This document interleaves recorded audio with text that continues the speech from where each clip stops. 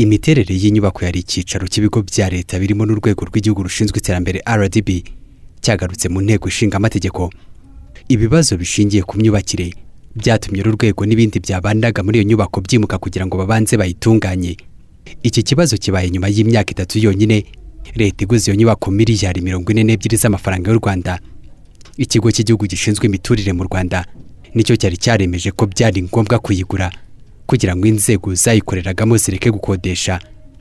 Mu mwaka ushize abadepite bashinzwe gukurikirana imikoreshereze y'umutungo n'imari bya leta nibwo bwa mbere bagaragaje amakenga y'ubuziranenge bw'iyi nzu ifite amagorofa 12, ndetse kuri inshuro nabwo abagize iyi nteko bavuze ko batumva neza impamvu leta yemeye kuyitangaho izo miliyari kandi bari bazi neza ko ifite ibibazo by'imyubakire idahwitse.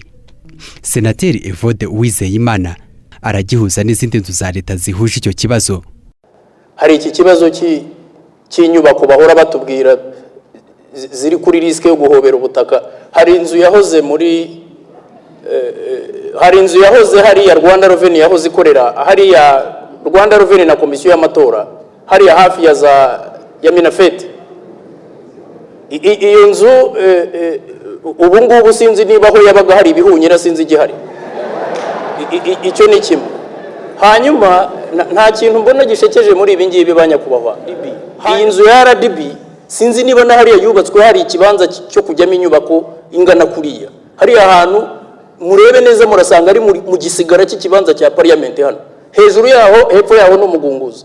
Twigeze twakirwaho ari ministre w'ibidukikije Dr. Jeanne d'Arc. Yatubwiye ko yakuriye muri uyu mujyi hari bahavoma amazi ngo hari isoko hari munsi y'iriya nzu. Sinzi niba hari etude du sol kuko hari ikibazo kijyanye no kuvuga ngo hari responsabilité de deux ordres. Wenda hari abaguze Rwanda Housing Authority iravuga ko yari neza ko iriya nzu ifite ibibazo, ndetse ngo inafatira ikavuga ngo yafatiriye kosiyo ya miliyari 2. Miliyari 2 se bamuhaye 42 so what?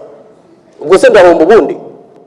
Ku bwa Senateri Uwizeyimana wasaba ko umuntu wese wabigizemo uruhare agomba kubiryozwa. Uyu munyepolitike kandi ngo ntiyumva ukuntu inzu nk'iyi igira ibibazo birenze iby'izindi zimaze imyaka myinshi muri iki gihugu. Hari inzu zimaze imyaka n'imyaka ushatse wahera kuri dukoreramo za Central Bank ziriya ministeri ziri hirya zimaze imyaka myinshi ariko nta nimwe iraturika. Ni ukuvuga ngo nka engineer wubatse iriya nzu bakwiye kuba baramuhanaguye muri ordre des ingénieurs, kuko uretse muri Afurika gusa nta handi hantu wakubaka inzu nk'iriya ngo ukomeze kubakira abantu ntabwo bishoboka.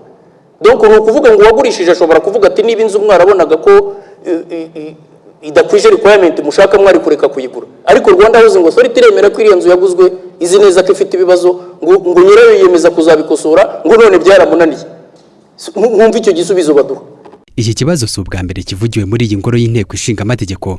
Dr. Frank Habineza byamuteye kubaza umugenzuzi mukuru w'imari ya leta niba kuri iyi nshuro hari igisobanuro afite. Cyagaragaje no muri raporo ya Autorité Générale y'ubushize cy'inyubako ikigo cy'igihugu cya RDB cyakoreragamo inyubako yagize ikibazo, bavuga ko igiye gusenyuka ndetse bimutsemo kitaraganwa. Twagira ngo tumenye mu by'ukuri ikintu kiba cyakuba cyane nk'inama ziba zaratanzwe ariko ntizikurikizwe kandi bikaba bikomeza guteza leta igihombo. Kuri iyo ngingo umugenzuzi mukuru w'imari ya leta Bwana Kamuhiri Alexis yasabye abagize iyi nteko kuzishakira icyo gisubizo bamusaba. Kubijyanye n'amazu ngira ngo iki kibazo mwazakibaza Rwanda Housing, muzaganire amazu Rwanda Housing yawe ifite ibisobanuro byisumbuyeho kundusha.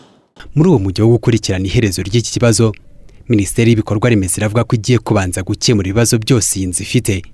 Icyakora ngo hashobora kuzakurikiraho akazi k'urwego rw'igihugu rushinzwe ubugenzacyaha. No mu gihe inzu yagurwaga hari ibizwi bikeneye kunozwa, birabanza birakosorwa, ariko hagira ibisigara bitahise bikosorwa abantu batekerezaga ko byakosorwa nyuma abantu bayirimo. Ni nayo mpamvu bayigiyemo. Inzira bihari ni ukubikosora. Icyo ni kimwe. Icya kabiri ni ukureba niba hari abagizemo amakosa bagakurikiranwa mu buryo bwa RIB ubugenzacyaha, hakanarebwa ko hari abagize amakosa mu buryo bw'ubwubatsi bwa enjeniyeri nabo bagakurikiranwa mu buryo bw'umwuga. Ibigo bya leta byakoreraga muri iyo nyubako ya RDB byimukiye ahandi. Icyakora ntiharamenyekana igihe ibyo bigo bizamara bicumbitse ndetse niba hari n'ikiguzi bizatwara leta mu gihe cyose bazamara bategereje ko iyo nyubako isanwa.